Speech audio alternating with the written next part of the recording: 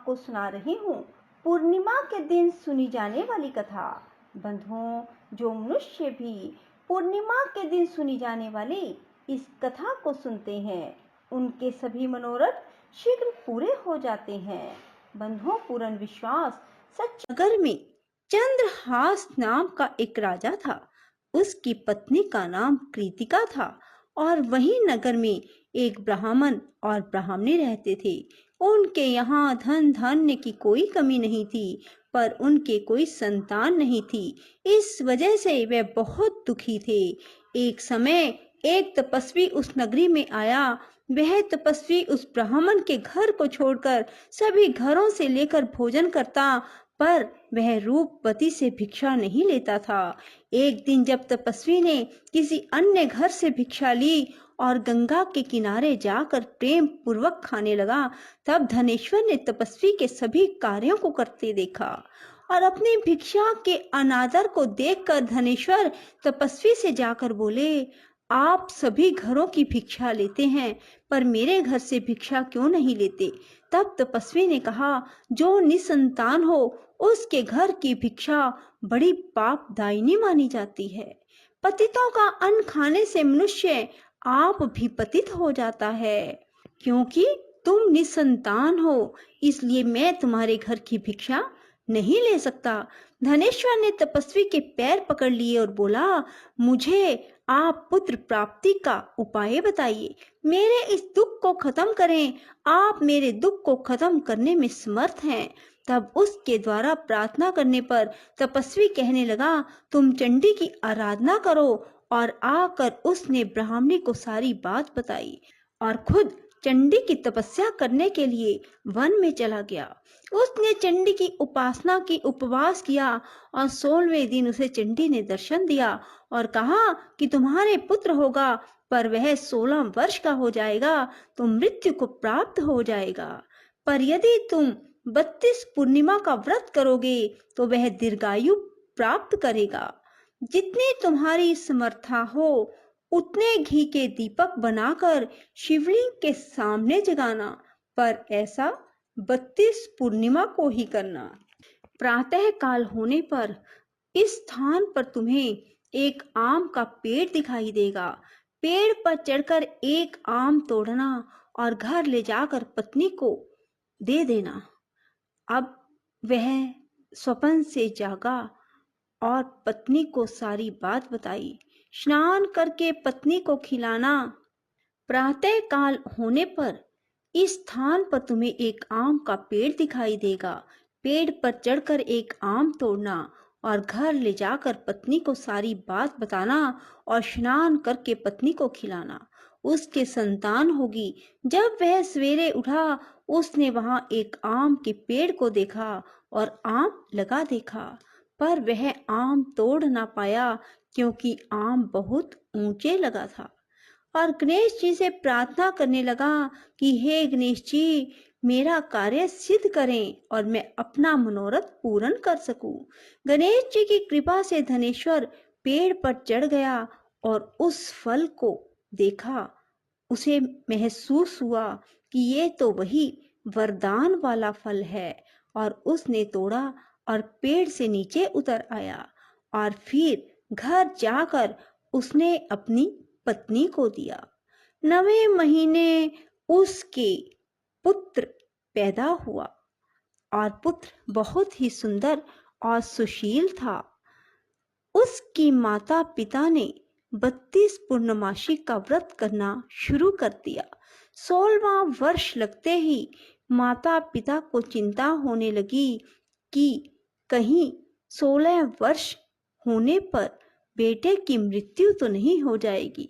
इसलिए उन्होंने अपने मन में विचार किया कि ये घटना अगर उनके सामने घटित हुई तो क्या होगा।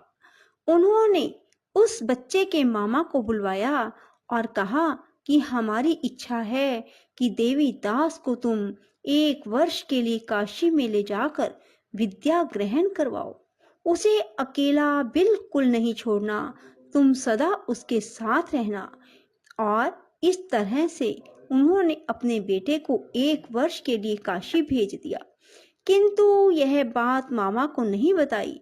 धनेश्वर ने अपने पुत्र की मंगल कामना के लिए भगवती की आराधना शुरू कर दी और फिर 32 पूर्णिमा का व्रत पूरा कर लिया। कुछ दिनों के बाद मामा भांजा किसी गांव में ठहरे हुए थे। जिस धर्मशाला में वे ठहरे हुए थे वहां एक बारात ठहरी हुई थी। लगन के समय वर को कोई रोग हो गया। वर के पिता ने कुटुंबियों के साथ विचार विमर्श किया कि वह देवीदास को वर के रूप में ले जाते हैं और बाद में विवाह के अन्य काम अपने पुत्र के साथ करवा देंगे। वर का पिता देवीदास के पास गया और बोला, तुम थोड़ी देर के लिए अपने भांजे को हमें दे दो ताकि लगन का काम सुचारू रूप से हो सके। उसके मामा बोले, वर को जो मिले वो हमें देना, मेरा भांजा वर बन जाएगा। और वे मान गए और देवीदास को वर बनने के लिए भेज दिया। विवाह कार्य विधि पूर्वक संपन्न हो गया। पत्नी के साथ भोजन ना किया और पत्नी ने देखा कि उसकी पति की आंखों में आंसू है। वह बोली, आप उदास क्यों हैं? लड़के ने सारी बात बताई। उस कन्या ने कहा, ऐसा कैसे हो सकता है? अग्नि के सामने मैंने आपको पति बनाया है। देवीदास ने कहा, ऐसा मत कहिए, मेरी आयु बहुत छोटी है। मेरी मृत्यु के बाद तुम्हारा क्या होगा? पत्नी बोली, जो होगा सो देखा जाएगा। दोनों ने साथ में भोजन किया और सो गए। देवीदास ने जाने से पहले अपनी पत्नी को 3 नगों से जड़ी अंगूठी दी और एक रुमाल दिया और कहा कि इसे मेरा संकेत समझकर स्थिर चित्त हो जाओ। मेरा जन्म मरण जानने के लिए एक पुष्प वाटिका लगाओ और वहां नव मल्लिका लगाओ और उसे जल से सिंचित करती रहो। जिस दिन ये सूख जाए समझ लेना मेरे प्राणों का अंत हो गया, अर्थात मेरे प्राण निकल गए। जब ये फिर से हरे भरे हो जाएं तो समझ लेना मैं जीवित हो गया हूँ और इसे मेरा संकेत समझना। प्रातः काल होते ही विवाह कार्य संपन्न हुए तो कन्या ने अपने पिता से कहा, यह मेरा पति नहीं है, मेरा पति वही है जिसका रात्रि में मेरे साथ विवाह हुआ था। यदि यह मेरा पति है तो मुझे बताए कि रात्रि में हमारी क्या बातें हुई थी, इसने मुझे क्या दिया। ये बातें सुनकर वर कहता, मैं कुछ नहीं जानता। वह लज्जित होकर वहां से चला गया और बारात भी वापस लौट गई।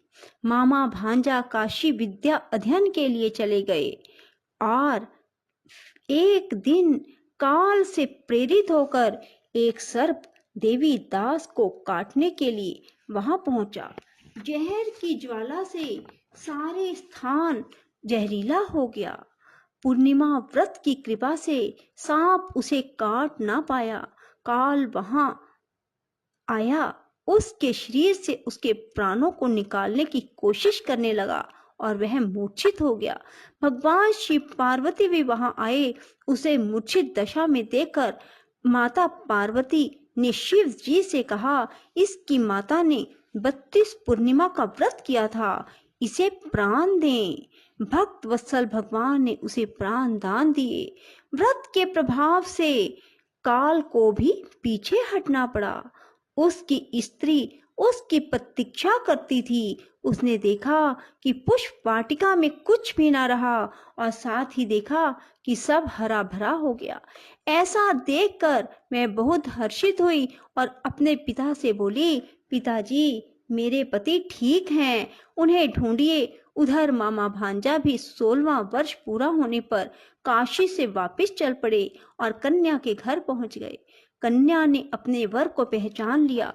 धनेश्वर 32 पूर्णिमाओं के व्रत करने से पुत्रवान हो गया और जो भी स्त्री इस व्रत को करती हैं वह कभी विधवा नहीं होती, सौभाग्यवती रहती है।